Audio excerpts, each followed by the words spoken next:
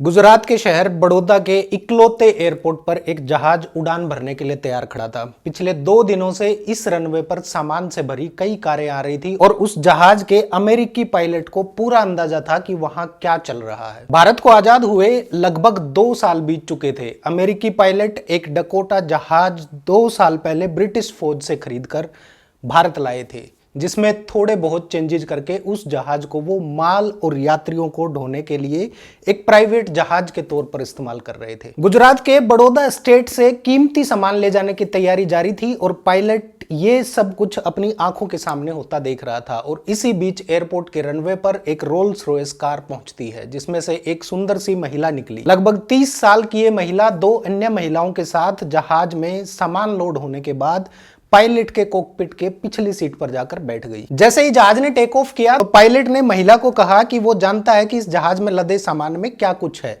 इसलिए वो इस सामान को ले जाने के लिए ज्यादा पैसे लेगा। महिला को पायलट की बात सुनकर जरा भी हैरानी नहीं हुई, क्योंकि शायद वो जानती थी कि ऐसा हो सकता है। पायलट की बात सुनकर उस महिला ने अपने पर्स से एक रिवॉल्वर निकाला और पायलट की आंखों में आंख डालकर कहा, तुम्हें जैसा करने को कहा गया है वैसा करो। इसके बाद पायलट को यह एहसास हुआ कि शायद उसने ये बात बोलकर बहुत बड़ी गलती कर दी है। यह महिला कोई और नहीं बल्कि महारानी सीता देवी थी, बड़ौदा के महाराज प्रताप सिंह राय गायकवाड़ की दूसरी पत्नी।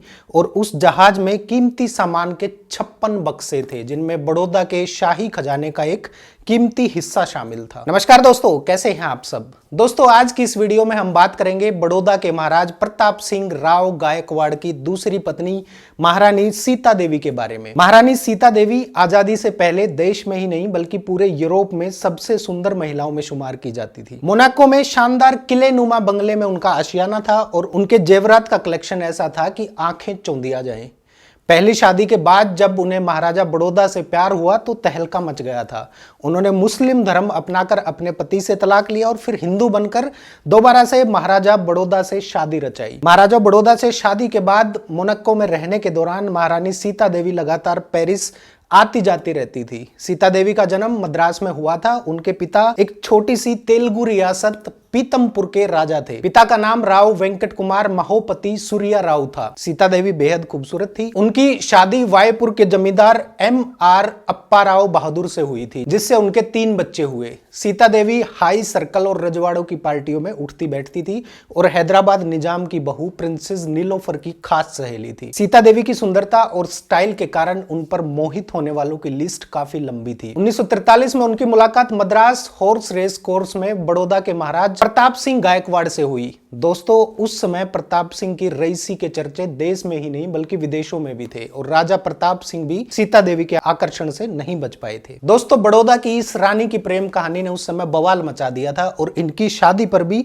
जमकर विवाद हुआ था। सीता देवी को बड़ौदा के महाराज प्रताप सिंह राय गायकवाड़ से प्यार हो गया था और जब इस प्यार की शुरुआत हुई तो सीता देवी पहले से शादीशुदा थी और उनके बच्चे भी थे। वहीं महाराजा प्रताप सिंह भी पहले से शादीशुदा थे और उनके भी बच्चे थे और ऐसी परिस्थिति में बवाल होना तय था। हालांकि सीता देवी और महाराजा बड़ौदा की शादी में कई रुकावटें थी, लेकिन उस समय सीता देवी ने जो कदम उठाया था उसे भारतीय शाही परिवार के इतिहास में एक अलग स्थान प्राप्त है। जब भी भारत के शाही परिवारों की प्रेम कहानी की बात सामने आती है, सीता देवी का नाम उसमें जरूर लिया जाता है। दोस्तों, उस समय केवल सीता देवी की शख्सियत और सुंदरता के चर्चे नहीं थे बल्कि उनके गहने और उनके लिबास की भी चर्चा लोगों की जुबान पर रहती थी। जानकारों की माने तो सीता देवी अपने समय की सबसे अधिक ग्लैमरस वाले व्यक्तित्व की मालकिन थी और उन्होंने खूब ऐश की जिंदगी बिताई थी।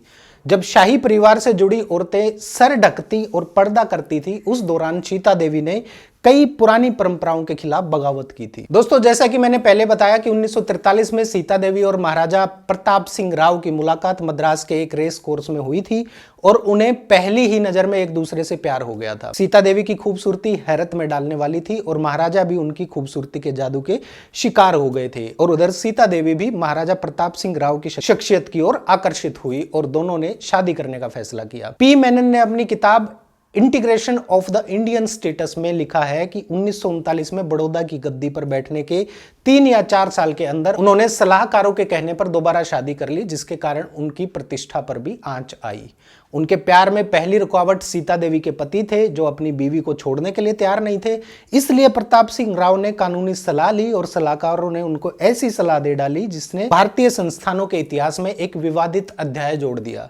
और इसका नतीजा यह हुआ कि सीता देवी ने अपने पहले पति से तलाक लेने के लिए इस्लाम कबूल कर लिया। प्रताप सिंह राव ने सन 1929 में पहली शादी महारानी शांता देवी से की थी और शांता देवी कोल्हापुर के एक बड़े जमींदार परिवार से थी। अब इस्लाम कबूल करने के बाद अक्टूबर 1944 में सीता देवी ने खुला, जिसके तहत इस्लाम में एक महिला को शादी से अलग होने का हक मिलता है। सीता देवी ने खुला लेने के लिए मुकदमा दायर किया और अदालत में शपथ पत्र दिया कि वो इस्लाम कबूल कर चुकी है।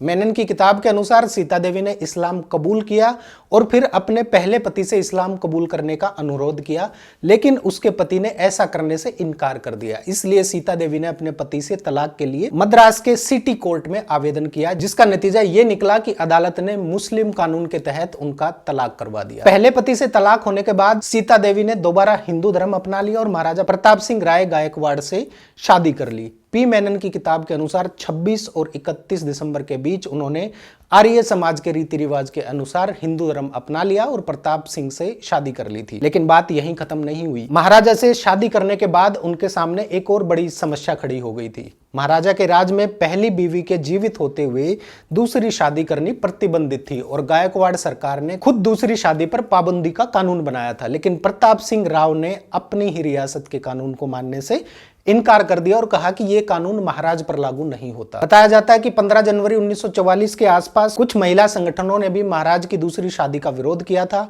प्रजा मंडल के कुछ नेताओं ने भी इसका विरोध करते हुए कई सवाल उठाए थे कि कानून बनाने वाला कानून कैसे तोड़ सकता है। वंदे मातरम नाम के एक अखबार ने इस खबर को प्रकाशित भी किया था। ब्रिटिश अथॉरिटीज ने भी शुरू में प्रताप सिंह राव की दूसरी शादी को मानने से इनकार कर दिया, लेकिन बाद में इस शर्त पर शादी को मंजूरी दे दी थी कि उनके राज्य का वारिस सीता देवी और महाराज का बेटा होगा। बताया जाता है कि एक दिन प्रताप सिंह सीता देवी को अपने नजरबाग महल में ले गए और उन्हें शाही खजाने दिखाए और सीता देवी दुनिया के बहुत से दुर्लभ हीरे जवाहरात, मोती और पत्थरों से जुड़े गहनों के ढेर देखकर हैरान रह गई थी। दोस्तों, सीता देवी के आने से शाही परिवार में अफरा तफरी का माहौल हो गया था। दोनों रानियां अलग अलग रहती थी। लक्ष्मी विलास पैलेस में शांता देवी और मकरपुरा में बने महल में सीता देवी रहती थी। सीता देवी को शिकार, गन शूटिंग और घुड़सवारी का शौक था। वो मेहमानों की मेहमानबाजी करती थी और उन्हें यूरोपीय भाषाओं की और फैशन की काफी नॉलेज थी। साल 1940 में दूसरा विश्व युद्ध समाप्त होने के बाद प्रताप राव और सीता देवी विदेश दौरे पर चले गए। दोनों 2 बार अमेरिका गए और काफी पैसा खर्च किया। सीता देवी ने भी बहुत सारा महंगा सामान खरीदा वहां से। उन्हें गाड़ियों का भी शौक था। उनके पास मर्सिडीज W126 थी और इस कार को मर्सिडीज कंपनी ने विशेष तौर पर सीता देवी के लिए डिजाइन किया था। दोस्तों, महाराज प्रताप सिंह ने सीता देवी के साथ अमेरिका और यूरोपियन शहरों के लिए सरकारी खजाने से लाखों रुपए खर्च किए थे। रिकॉर्ड के मुताबिक भारत सरकार को पता चला कि उन्होंने शाही खजाने से कीमती सामान और गहने निकालकर इंग्लैंड भेजे थे। पी मेनन ने अपनी किताब में दावा किया है कि उन्हें सालाना मिलने वाले 50 लाख रुपयों के अलावा प्रताप सिंह राव ने रियासत में पूंजी निवेश के कोषों यानी सार्वजनिक फंड से करीब 6000 करोड़ रुपए निकाल कर भी दिए थे। उन्होंने मोतियों के 7 हार, कीमती हीरे जवाहरात और मोतियों का कालीन खरीदा। इसके अलावा भी बहुत सारा कीमती सामान इंग्लैंड भेजा गया था। बताया जाता है कि उन्होंने करोड़ों रुपए के मूल्य का खजाना बड़ौदा से योजनाबद्ध तरीके से विदेश भेज दिया था। बड़ौदा में जवाहर खाना के खातों में भी 1.5 करोड़ रुपए के नए गहनों की खरीदारी पता चलती है, जिसमें से बहुत सी चीजें या तो खो गई थी या टूट गई थी, जिन्हें नए गहनों में बदल दिया गया था। इसके अलावा जवाहर खाने से कई गैर कानूनी कीमती सामान भी मिले। कहा जाता है कि भारत सरकार ने इस पूरे मामले का ऑडिट करने के लिए एक विशेष अधिकारी भेजा, लेकिन महाराजा प्रताप सिंह राव ने जांच पड़ताल में कोई मदद नहीं की। कई जानकारों को दावा है कि भारतीय शाही परिवार के लोग उस समय अपने रुतबे का इस्तेमाल करके पासपोर्ट चेक कराए बिना ही विदेश यात्रा करते थे और इसी के चलते बहुत सी महंगी पेंटिंग्स, जिनमें से एडगर डेगास और पिकासो की पेंटिंग भी शामिल है, सूटकेसों में पैक करके विदेश भेज दी गई थी। इस पर गायकवाड़ परिवार के जितेंद्र सिंह गायकवाड़ ने कहा कि उन्होंने कुछ भी नहीं चुराया है और ये उनकी जायदाद थी, जिसके चलते पूरा मामला व्यक्तिगत था। बड़ौदा और दूसरी रियासतों में रिवाज था कि सरकारी खजाने का सामान व्यक्तिगत इस्तेमाल के बाद खजाने में वापस जमा कर दिया जाता था।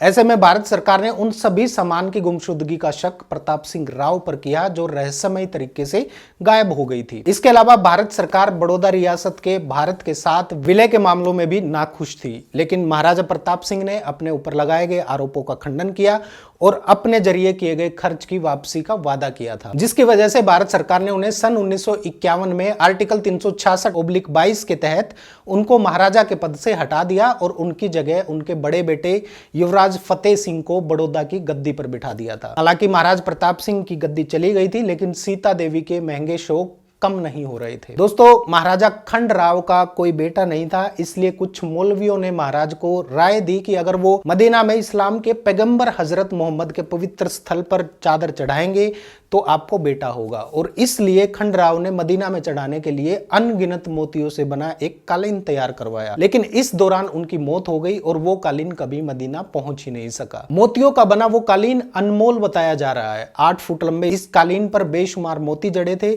जिनमें पुखराज हीरे के अलावा कई प्रकार के कीमती पत्थर जड़े गए थे।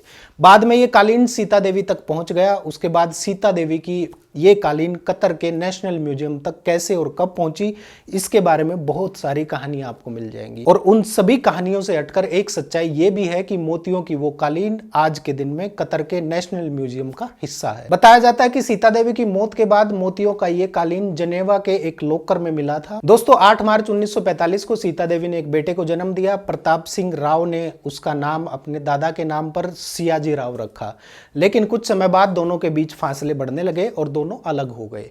उनका बेटा सीता देवी के पास ही रहा। प्रताप सिंह राव ने अलग होने के बावजूद महारानी की पदवी बनाए रखी। महाराज के जीवन पर अध्ययन करने वाले चंद्रशेखर पटेल का कहना है कि सीता देवी बहुत फिजूल खर्ची करती थी। वो मनोरंजन पर बहुत पैसा खर्च करती थी, जिसकी वजह से दोनों के बीच विवाद पैदा हो गया और सन 1956 में उनका तलाक हो गया। महाराजा प्रताप सिंह राव ने इंग्लैंड में घोड़े का फार्म बनाया था और सीता देवी से तलाक होने के बाद वो वहीं रहे और साल 1968 में उनकी मृत्यु हो गई। दोस्तों, सीता देवी की खूबसूरती को लेकर एक अफवाह यह भी फैली थी कि उनकी खूबसूरती का राज भारतीय शराब में छिपा हुआ था। अफवाह थी कि ये शराब मोर और हिरन के खून, सच्चे मोतियों के पाउडर, केसर और शहद को मिलाकर तैयार की जाती थी। हालांकि जितेंद्र सिंह गायकवाड़ का कहना है कि उनके बारे में बहुत सी नकारात्मक और अपमानजनक बातें लिखी गई हैं, लेकिन वास्तव में वो ऐसी थी नहीं। सीता देवी एक पढ़ी लिखी और फैशन आइकॉन थी और वो बहुत खूबसूरत होने के साथ साथ बेहद समझदार भी थी। इसके बाद एक दुर्घटना में सीता देवी के बेटे की मृत्यु हो गई, जिसके बाद वो सदमे में चली गई और इस घटना के 4 साल बाद साल 1989 में 1989 में सीता देवी की भी मृत्यु हो गई। दोस्तों, इस पूरी कहानी को सुनने के बाद आप लोगों को क्या लगता है राजशाही परिवार के बारे में, सीता देवी और उनके रहन सहन के बारे में? अपनी राय नीचे कमेंट करके जरूर बताइए। मिलते हैं अगली वीडियो में। नमस्कार।